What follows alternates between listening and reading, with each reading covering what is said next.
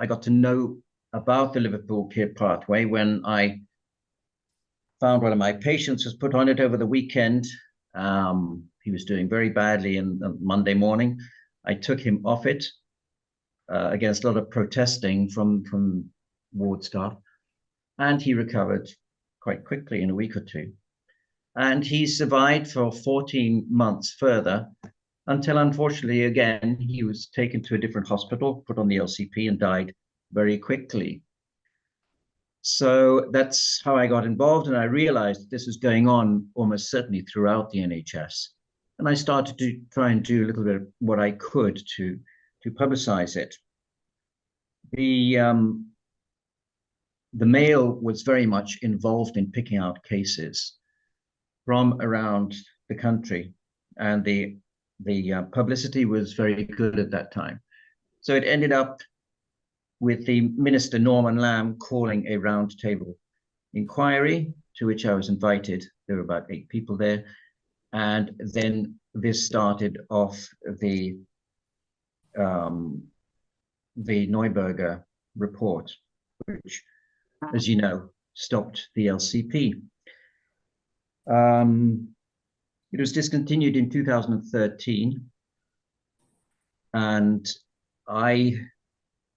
around that time, I continually tried to, where the press would listen, to talk about this, and it was obviously an ongoing problem.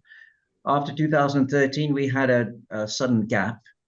Seems like everybody, the LCP did actually stop for a year or so, but then back on hospital wards, you saw these teams reappearing, reforming, and we knew that the end-of-life care pathways were back again. And they morphed into, basically they morphed into, instead of LCP, which was definable and they were auditing every year, it morphed into a end-of-life care pathway, which was called differently in every different hospital, and they weren't auditing anything that was going on. But it was clear from what was happening around, from what you could see on the wards, that this was still going. So, I haven't done, can't say I've done a lot, but I've tried to do what I can.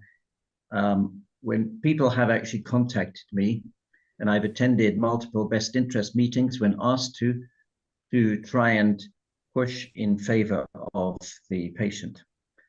And since dehydration is very central in these cases, with a couple of other physicians, we started off a website entitled dehydrationlifeline.org to allow people to diagnose dehydration and to know what to do if they were in that situation and their relative was being dehydrated.